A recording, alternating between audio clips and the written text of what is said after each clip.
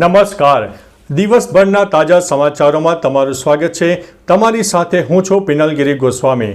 સમાચારો વિસ્તારથી જાણીએ એ પહેલા મહત્વના સમાચારો ઉપર એક નજર. મિત્રો, આજની વિડીયોમાં વાત થશે યુનિવર્સિટી ગ્રાન્ટ કમિશન. બ્રહ્મ સમાજ હવે આકરા પાણીએ જોવા મળ્યું છે. આગળ વાત થશે નવસારીની. આતંકી ફૈઝનના નિશાના પર 7 યુવકો હતા. ત્યારે વાત થશે નોઈડા એન્જિનિયર મોતના કેસમાં નવો વળાંક સામે આવી રહ્યો છે. આગળ વાત થશે ભારતીય સેનાનો દુનિયામાં વધ્યો છે દબદબો. ત્યારે વાત થશે 15 વર્ષથી નાના બાળકો માટે સોશિયલ મીડિયા પ્રતિબંધ. આગળ વાત થશે પદ્મશ્રી હાજી રમકડાનું નામ શું મતદાર યાદીમાંથી દૂર થશે. આગળ વાત થશે અજીત પવારથી લઈને અજીત દાદા સુધીની સફર આ વિડીયોમાં જાણીશું. ત્યારે વાત થશે સાઉદી અરેબિયાનો અમેરિકાને મોટો ઝટકો સામે આવ્યો છે. આગળ વાત થશે સોના ચાંદીમાં પ્રચંડ તેજી, તમામ રેકોર્ડ ધ્વસ્ત થયા છે. આગળ વાત થશે મોતીહારી અને બૈરગન્યા ભારતમાલા રોડ હવે તૈયાર થઈ ગયો છે. હવે મિત્રો સમાચારો વિસ્તારથી. કેન્દ્ર સરકારની મોદી સરકાર બિહારના ચંપારણ્ય વિસ્તારને ટૂંક સમયમાં નવા રોડ પ્રોજેક્ટને ભેટ આપશે. ભારતમાલા પરિયોજના હેઠળ મોતીહારીથી બૈરગન્યા સુધીનો 40 કિલોમીટરનો લાંબો માર્ગ તૈયાર થઈ ગયો છે. આ માર્ગ સીધો નેપાળ સરહદ સાથે જોડાયેલો હોવાથી વેપાર અને પર્યટનને મોટો વેગ મળશે. આધુનિક કનેક્ટિવિટીને કારણે ટ્રાફિકની સમસ્યા હળવી થશે અને સ્થાનિક વેપારીઓ માટે માલ સામાનની હેરફેર પણ ઝડપી બનશે. અન્ય મહત્વના સમાચારની વાત કરીએ તો સોના ચાંદીમાં પ્રચંડ તેજી, તમામ રેકોર્ડ ધ્વસ્ત કરવામાં આવ્યા છે. 28 જાન્યુઆરી 2026ના રોજ સોના અને ચાંદીના ભાવમાં ઐતિહાસિક ઉછાળો જોવા મળ્યો છે. સોનું પ્રતિ 10 ગ્રામ 5,000થી વધીને 1,72,949ની સર્વોચ્ચ સપાટીએ પહોંચ્યું છે. જ્યારે ચાંદીમાં 21,000નો તોતિંગ વધારો થતાં તે 3,77,655 પ્રતિ કિલોના રેકોર્ડ સ્તરે પહોંચી ગઈ છે. વૈશ્વિક અસ્થિરતા અને વધતી જતી માંગને કારણે રોકાણકારો સુરક્ષિત રોકાણ તરીકે કિંમતી ધાતુઓ તરફ આગળ વધી રહ્યા છે. અન્ય મહત્વના સમાચારની વાત કરીએ તો સાઉદી અરેબિયાનો અમેરિકાને ઝટકો. ઈરાન પર હુમલાની ધમકી આપતા અમેરિકાને યુએઈ બાદ સાઉદી અરેબિયાએ મોટો ઝટકો આપ્યો છે. ક્રાઉન પ્રિન્સ મોહમ્મદ બિન સલમાને ઈરાની રાષ્ટ્રપતિ સાથે વાતચીત કરીને સ્પષ્ટ કર્યું છે કે સાઉદી અરેબિયા પોતાની ધરતી કે એર સ્પેસનો ઉપયોગ ઈરાન વિરુદ્ધ સૈન્ય કાર્યવાહી માટે નહીં કરે. સાઉદીએ ઈરાનની સાર્વભૌમત્વ સન્માન કરવાની અને પ્રાદેશિક સ્થિરતા માટે વાતચીત દ્વારા વિવાદો ઉકેલવાની કટિબદ્ધતા દર્શાવી છે. અન્ય મહત્વના સમાચારની વાત કરીએ તો અજીત પવારથી લઈને અજીત દાદા સુધીની સફર. અજીત પવારનો જન્મ 22 જુલાઈ 1959ના રોજ અહેમદનગરના દેવલાલી પ્રવારમાં થયો હતો. તેમણે પોતાની રાજકીય કારકિર્દીમાં અજીત પવારથી લઈને અજીત દાદા સુધીની સફર ખેડી છે. તેઓ પહેલીવાર 1991માં મહારાષ્ટ્ર વિધાનસભાના સભ્ય તરીકે ચૂંટાયા હતા. અજીત પવાર કદાચ રાજ્યના એકમાત્ર નેતા છે જેમણે છેલ્લા 3 દાયકામાં નાણામંત્રી, જળમંત્રી, ઉર્જા મંત્રી જેવા અનેક મંત્રી પદો સંભાળ્યા હતા.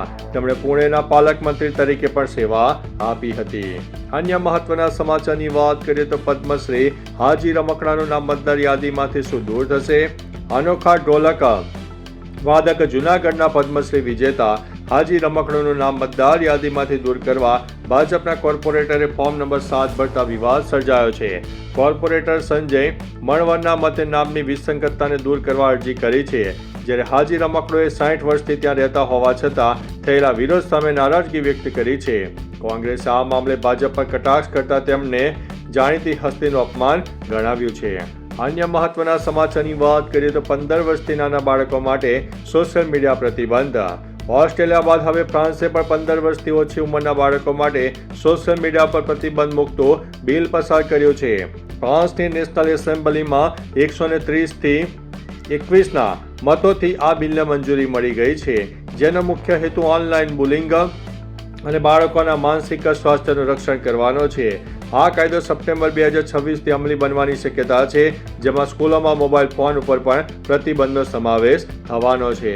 અન્ય મહત્વના સમાચારની વાત કરીએ તો ભારતીય સેનાનો દુનિયામાં વધ્યો છે દબદબો. Global fire power military index 2026માં ભારત વિશ્વની સૌથી ચોથી શક્તિશાળી સૈન્ય તાકાત તરીકે યથાવત રહ્યું છે. આ યાદીમાં અમેરિકા પ્રથમ, રશિયા બીજા અને ચીન ત્રીજા સ્થાને છે.